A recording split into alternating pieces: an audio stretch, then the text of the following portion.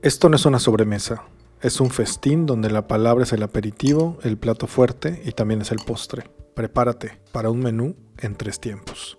El primero es una exploración sensorial, un aperitivo que nos permite reconocer a los comensales. Después vendrá, a veces con guarnición y a veces con salsa, el plato principal.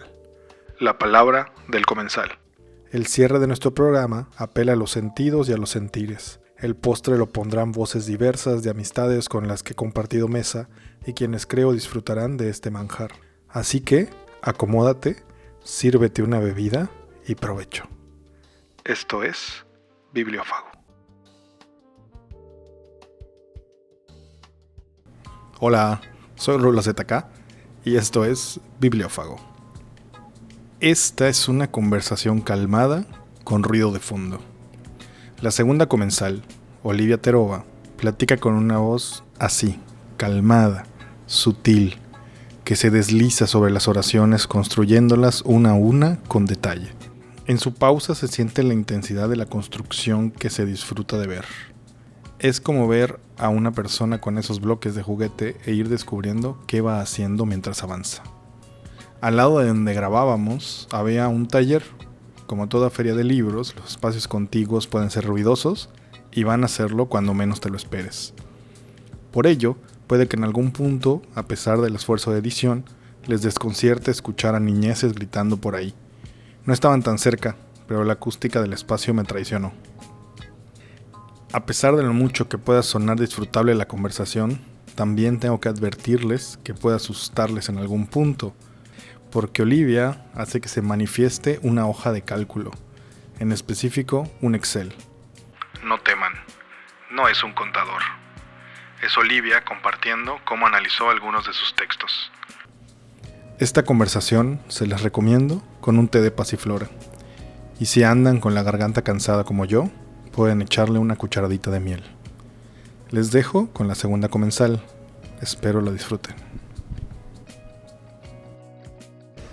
Ay, pues qué gusto. ¿Cómo estás, Olivia? Muy bien, muchas gracias. Feliz de venir a conversar. Ay, muchas gracias. Me gusta empezar mis conversaciones así de manera un poco salvaje y preguntándole a la gente quién eres de la manera más amplia. Así que, ¿quién eres hoy? Suena como algo que podría llevarme años de terapia. Perdón. O sea, contestar esa pregunta, digo. Soy Olivia Terova, soy escritora y también soy editora. Tengo una editorial que se llama El Arte Nuevo y también soy lectora, me gusta mucho leer. Ahí me cuentas qué pasa en la terapia cuando vuelvas a... Cuando llegue con esa pregunta. Cuando llegues, no sé quién soy. Bueno, yo llego muy seguido a mi terapia con eso, la verdad. Oye, me gusta empezar también como que nos cuentes un poco del libro, así de manera como muy abierta. ¿Qué es lo que te gusta decir cuando empiezas a hablar de tu libro? De Respirar bajo el agua, Sí. Que es una compilación de cuentos, que yo empecé escribiendo narrativa y sobre todo cuento, que en este libro, que es una compilación que hago varios años después de la primera edición del libro, quise juntar distintos tonos, distintas voces y experimentaciones con el lenguaje y con la estructura. Que soy muy fan del cuento, desde la tradición latinoamericana. Yo empecé también leyendo cuento y es por eso que me acerqué a este género.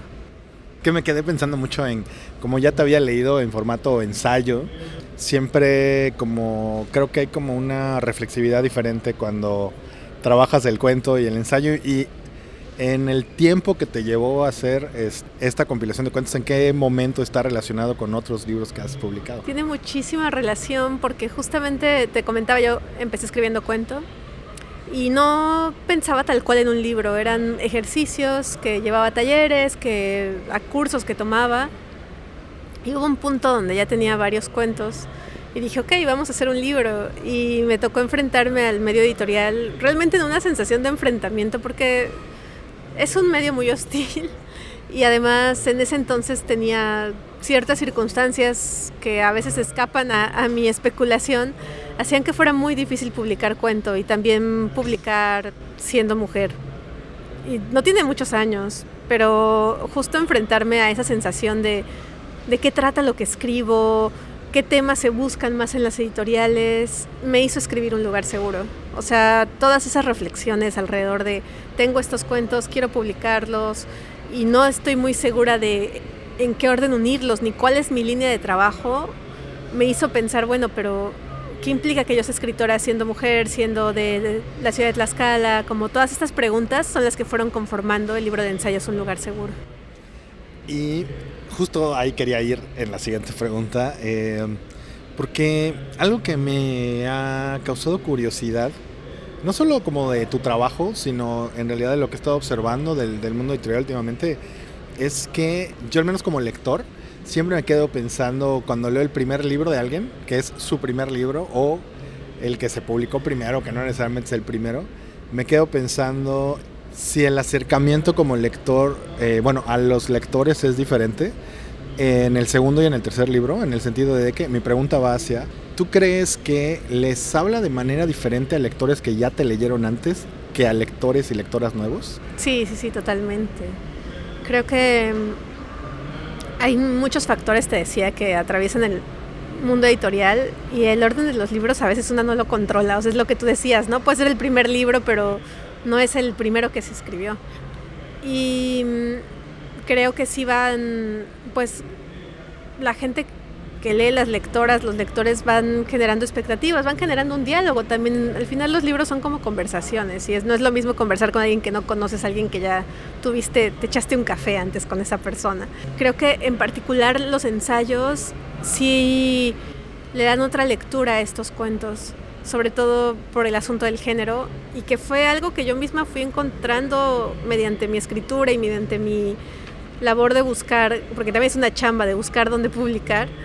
Ahí mismo me fui enterando de que existe la escritura de las mujeres como tal, ¿no? De que existe como una categoría que a veces puede ser muy beneficiosa o puede ayudarnos como lectoras a encontrar cosas que nos interesan, pero también puede ser una manera de partir a la mitad lo que es la literatura y decir esto va para acá y esto va para el otro lado. Estoy pensando que mi siguiente pregunta tiene como 2 vías, entonces estoy decidiendo qué vía voy a tomar. Pero tengo que decirte que la verdad es que tengo mucha expectativa de leerte este libro. Para preparar la entrevista apenas pude pues como dar una bosquejada, y después de haber leído ya tus 2 libros anteriores, como que tengo mucha expectativa.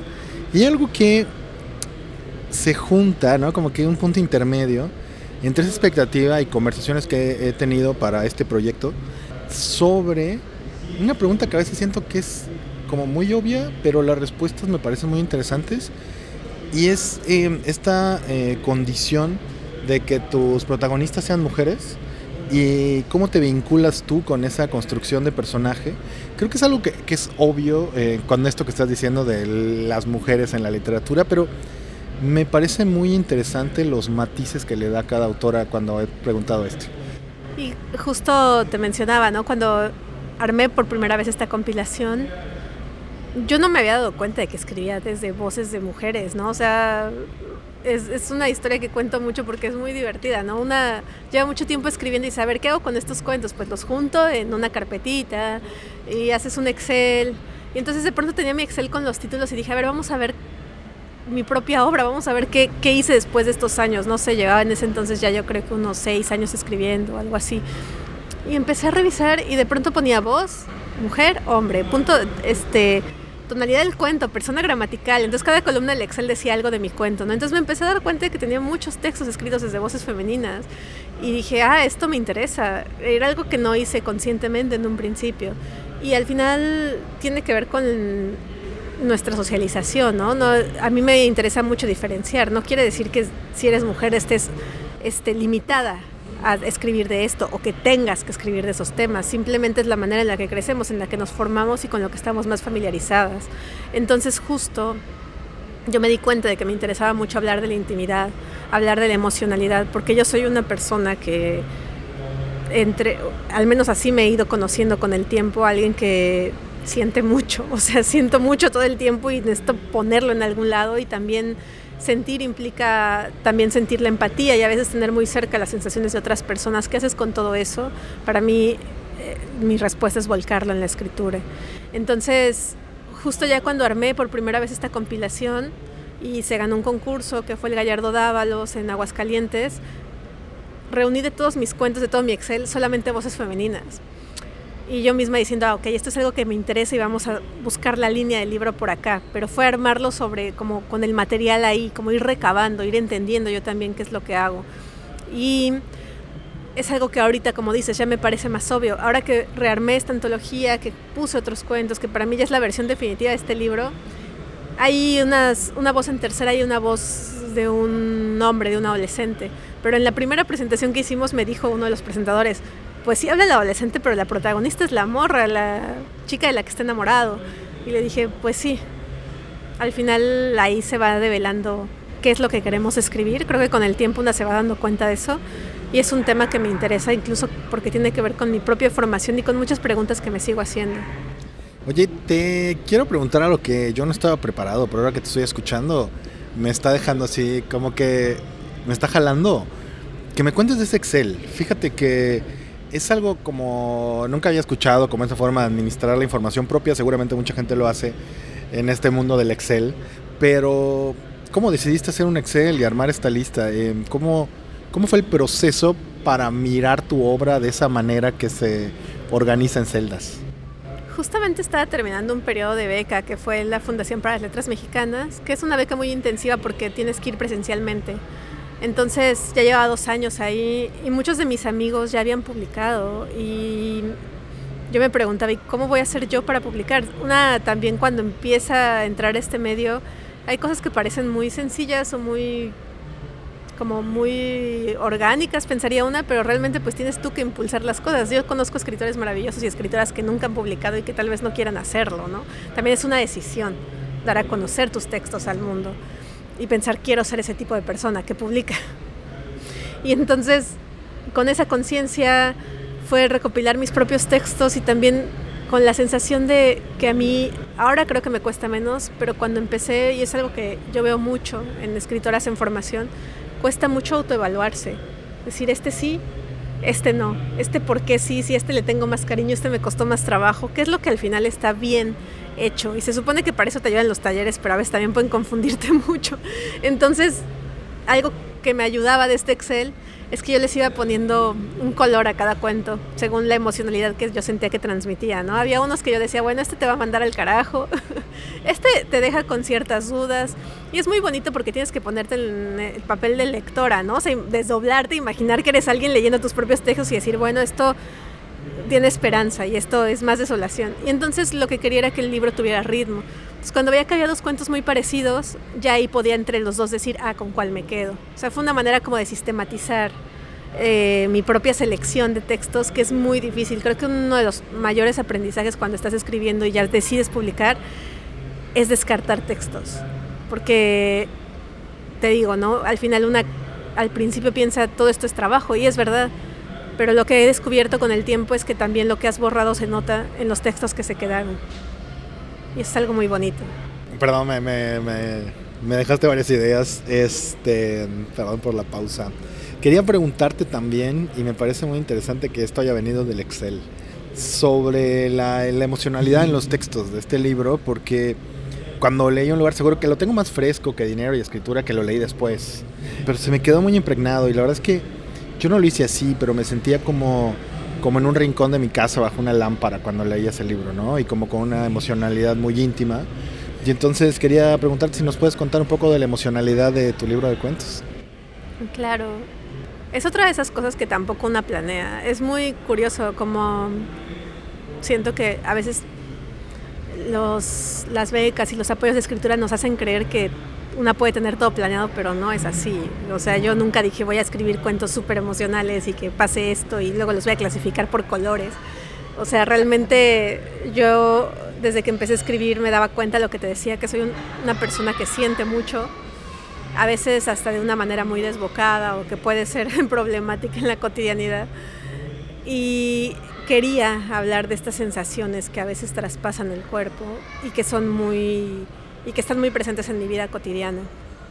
Y me di cuenta de que la palabra era la forma de hacerlo para mí, que a mí también había otras lecturas que a mí me hacían sentir mucho y que de pronto podía sentir esa conexión leyendo poesía, leyendo cuentos, leyendo novela, de wow, esta persona de hace 100 años tuvo todas estas sensaciones y ahora yo lo estoy sintiendo también. Y en ese sentido como una teoría muy personal que tengo es que la escritura literaria es una suerte de magia, es una suerte de hechizo que puede conjurar momentos o sensaciones muy lejanas y traerlas al presente de quien está leyendo.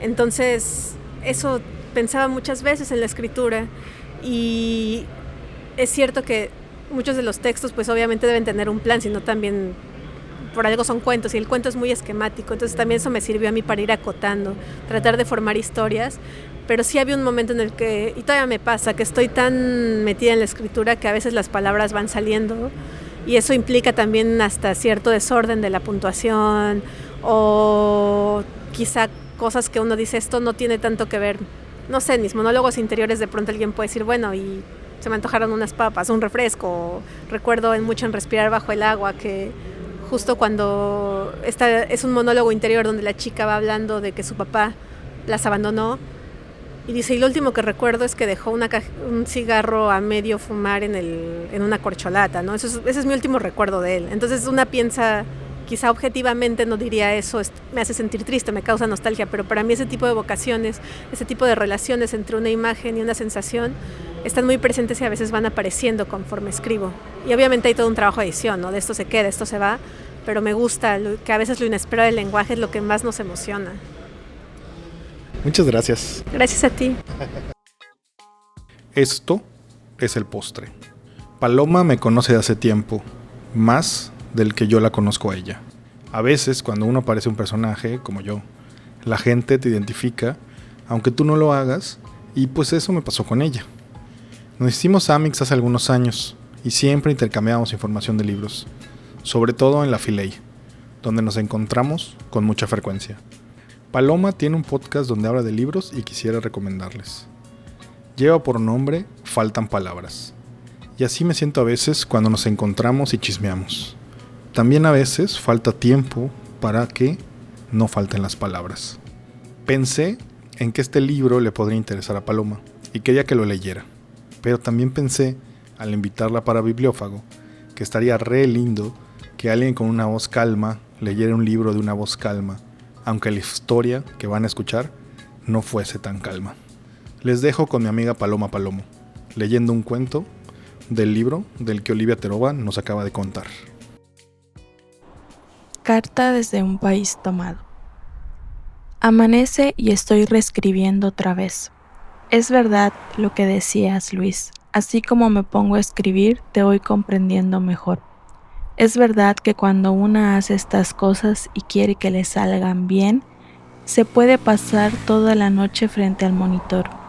Y mira, ya voy por la 5ª reescritura y sigo pensando que en esta carta no cabe todo lo que tengo que decirte, que si logro meterlo quedará todo revuelto, y yo quiero que quede lindo, que mientras lees esto sonrías y te acuerdes de mí, y digas mi nombre bajito, así como yo repito tu nombre cada vez que termino de leer esta carta y la vuelvo a empezar.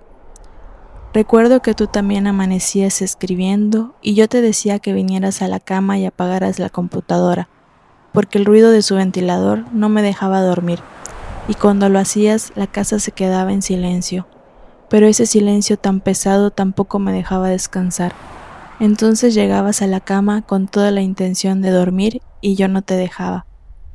Comenzaba a molestarte, a jugar con tu cabello, a morderte, e invariablemente acabábamos haciendo el amor.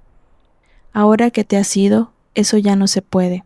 Por eso, aunque amanece, sigo escribiendo, como de seguro me dijiste para que me calmara después de lo de mi abuelo. Y lo sigo haciendo por complacerte, aunque debo aclarar, no se me dan muy bien estas cosas. No entiendo por qué quieres que escriba toda esta perórata cuando podríamos hablarnos por teléfono, hacer una videollamada. Pero no, tanta tecnología y tú con tus cosas antiguas, de viejo. Siempre actúas como un viejo. Y bueno, sé que me dices que te escriba para entretenerme ahora que he vuelto a casa de mis padres y ellos no me dejan salir. Menos en fin de semana con tanta gente afuera y este maldito calor. Y encima el miedo, las balaceras y esas cosas terribles que le pasan a los vecinos. Por ahora, solo a los vecinos. Hay otra razón por la que te escribo. El otro día me enojé porque no te conectabas y saqué uno de tus libros de las cajas y con cada una de sus hojas hice un pez de origami. Cuando terminé con el libro, les atravesé a los peces un hilo y colgué la tira en la ventana. Se ve tan linda que creo que haré más. Pero te prometo que las siguientes no serán con los ejemplares que me diste a guardar, menos con los de tapa dura y dedicatoria. Al día siguiente me dijiste que se fue la red en el hotel y hasta me llamaste, y yo quedé como tonta, así que mira, ahora que estás tan ocupado arreglando tu vida allá, y para que quedemos a mano, yo te escribo y ya estamos. Por eso reviso una y otra vez la carta, para que quede tan bien que reemplace la pérdida del libro que se volvió una tira de pececitos colgados del marco de la ventana. Ya lo sabes, mi abuelo murió. Sí, estaba viejo y no soportaba vivir sin la abuela. Lo sé y a cierta edad, sí es obvio que iba a morir. Lo que no es obvio es que muriera de la misma forma en que lo hizo la abuela, cayendo de las escaleras. Te digo un secreto, Luis. Encontré una cajita abajo de su cama cuando limpiaba. Una cajita con cerradura.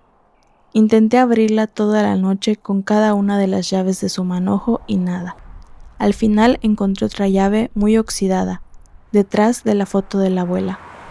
Mamá se desconcertó cuando le enseñé el interior de la caja, donde había una foto de ella de pequeña y un fajo de billetes. Lo que no vio es que yo le había sacado un papel que apretaba en la mano bien fuerte. No vio que me salí a llorar y me llevé un libro, ese que me regalaste antes de irte, y me fui a la plaza y abrí el libro y decía: de tu mano beber esa muerte líquida, de tu mano subir a ese sueño etéreo, de tu mano no sé qué más. Y no puedo ver el libro porque lo dejé en el parque con el papelito adentro y debió arruinarse, ya que de inmediato empezó a llover. Ya sé, debías huir luego de las amenazas y yo no puedo seguirte porque están mamá y mis hermanos y mi enfermedad. Pero Luis, no entiendo por qué no dejas de escribir si es tan peligroso, ni cómo seguiste haciéndolo aunque te fueron llegando una a una las amenazas y tú tan tranquilo y descuidado como siempre. Cuando después de la balacera tus padres, tus amigos y yo por fin te convencimos de irte, en el fondo yo no quería que te fueras, y menos sin mí, pero era necesario. Tú tenías que estar a salvo y yo acompañar a mamá, ayudar con el abuelo, y además, ya sabes, la chica no puede viajar en sus condiciones. Pensemos en las pastillas, los médicos, su salud. Quise decirles mis condiciones un carajo, pero no lo hice, porque quería que estuvieras a salvo lo antes posible. Y qué bueno que te fuiste, Luis. Cada día las cosas se ponen peor.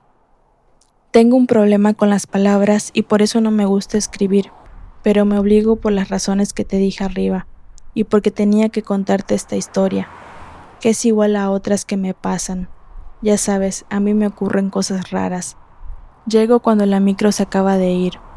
Encuentro cartas y pulseritas tiradas en la calle. Compro un libro y a la mitad tiene 3 hojas en blanco, esas extrañezas que tú llamas patafísica. Pasó de nuevo.